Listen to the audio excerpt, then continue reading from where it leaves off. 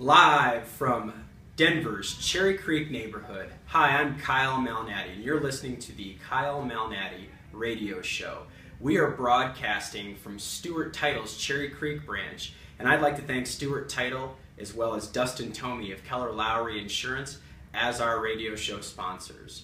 Last episode, we had talked about apartment buildings and why people buy apartment buildings, mostly related to a purpose-driven idea of either retirement, having the ability to cash flow apartment building investments for someone's college education, and also to leave a legacy. That was a fun topic that we had talked about, and today we're going to dive more into why people buy apartment buildings as opposed to single-family houses. So we'll compare the differences between buying a simple single-family home and buying an apartment complex. As I've mentioned before, where I help people buy apartment buildings is in the city of Denver, and specifically in usually 8 to 100 unit apartment complexes. Where I'd like to come alongside you as the apartment investor is maybe you've owned one single family rental for a few years, or you've accumulated a number of single family rentals, and all of a sudden they're dotted all over the map. What I'd like to do is try to make your life more efficient, and maybe you could do a 1031 exchange out of one or two of those houses into an apartment complex and just make your life a little bit easier. The benefits of the reason why people buy apartments instead of single-family homes or after they've invested in single-family homes is efficiency. You have the ability to have multiple rental units under one roof. Let's pick a 6-unit apartment building. You might walk to it, it might have the same lot size and grounds as a single-family home, but you've got 3 units on the first floor and 3 units on the second floor stacked on each other. So you only have one roof to maintain, but you've got 6 units contributing to the investment and cash flow of your apartment building. You've got single operating systems, like I was talking about, that roof, as well as your boiler or furnace. You only have one sewer line instead of having 6 sewer lines in 6 different homes. When you have a vacancy, you're not 100% vacant. In the example of a 6-unit, you've got 1 or 2 vacancies. You still have the other units pulling the weight so that you can make sure that you're paying for all of your operating expenses. The reason why people buy apartment buildings as opposed to single-family homes is you're not competing with homeowners that might be a little bit more emotional as they have found their perfect house. When you're buying an apartment building, the people that you're competing with are other investors, and so the pricing tends to be a little less emotional and tends to be a little bit more financially driven.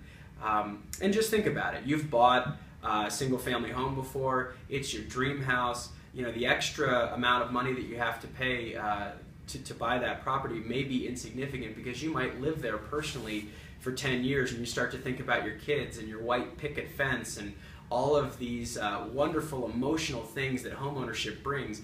Well, that doesn't happen in apartments. Apartments are investments.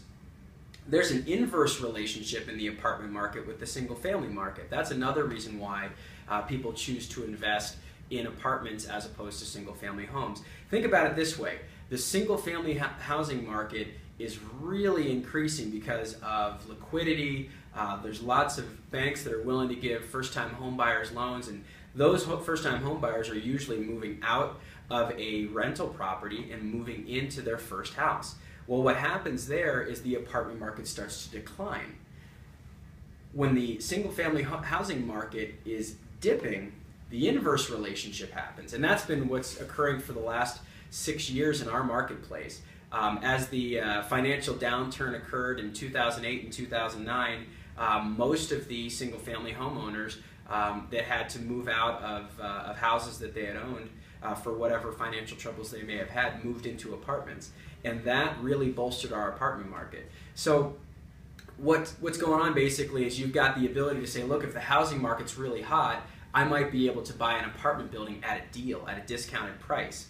And then, you know, as the housing market declines, your apartment investment's all of a sudden going to go up.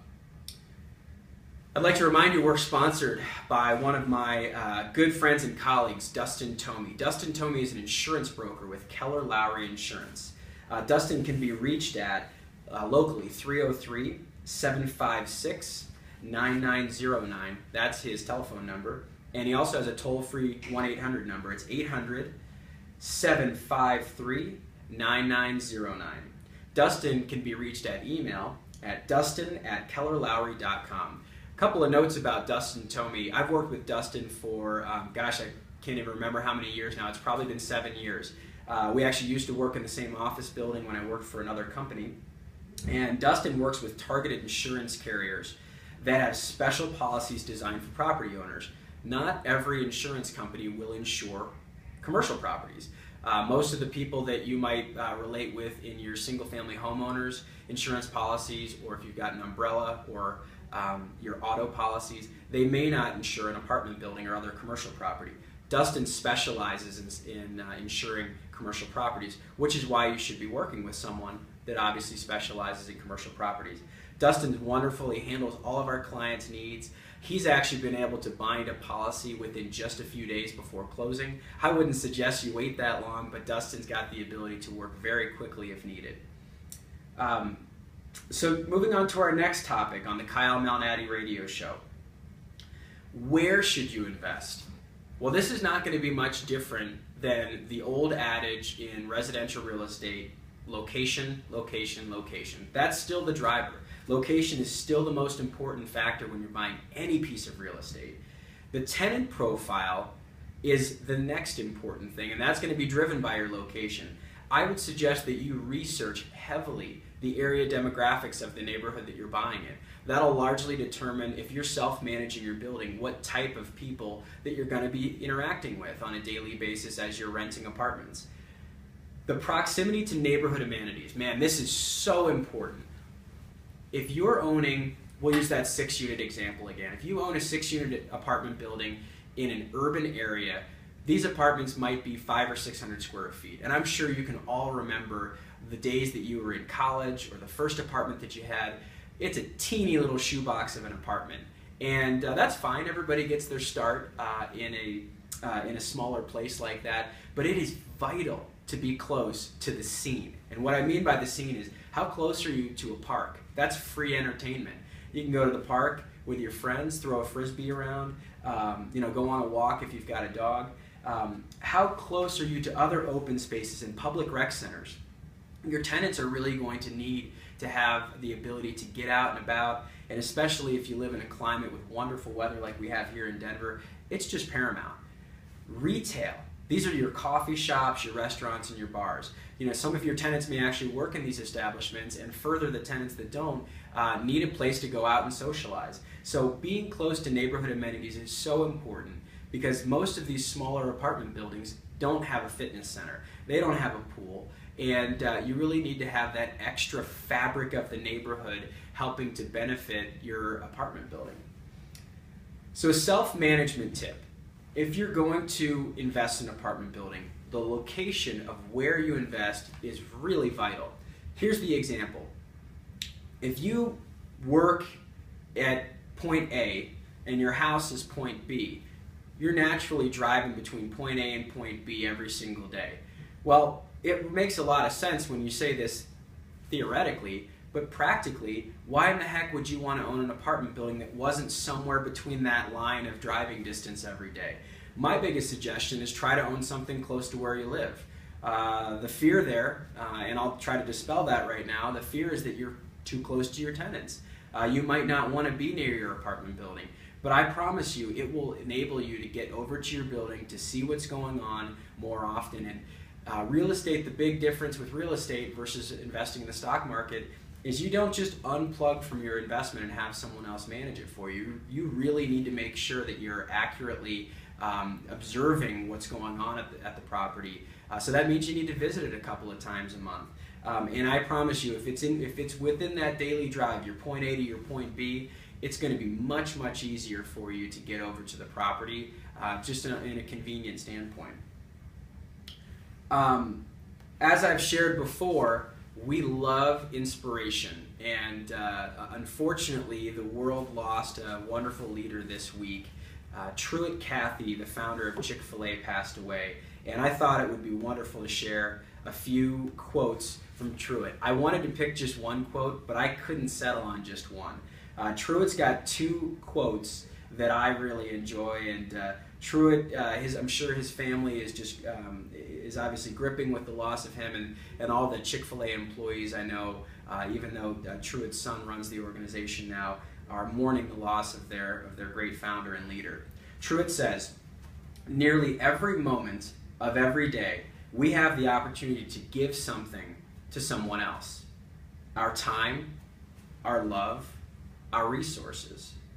I have always found more joy in giving when I did not expect anything in return." Man, that's powerful.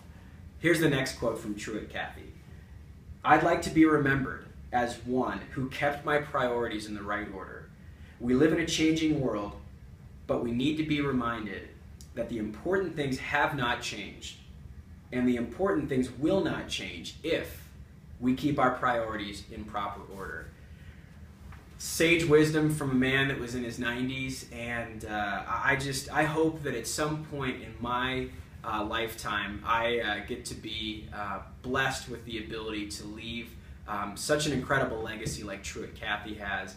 He really, even though he's gone, leaves a wake of positive influence in our world, and in such a scary world, what a wonderful blessing to have someone like Truett involved in our lives that we had for so long. I'm looking forward to our next episode. I really want to thank our sponsors. Our sponsors are Laurel Rossi of Stewart Title in Cherry Creek. Laurel and Stewart Title's Cherry Creek commercial closing department handles most of my apartment transactions, and they can certainly help you whether you're here in Colorado or nationwide. They've got nationwide services, as well as Dustin Tomey from Keller Lowry Insurance. I'm Kyle Malnati. I am a real estate broker with Madison and Company Properties. I'm a partner and shareholder of the company, which means I'm one of the owners and help direct that wonderful company in our 4 offices. I can be contacted at 303-358-4250 on my personal cell phone. You can also connect with me on LinkedIn. My name is Kyle Malnati, and my Twitter handle is my name as well, KYLEMALNATI. Thanks for listening and for watching the Kyle Malnati Real Estate Radio Show. Till next time, I'll see you soon.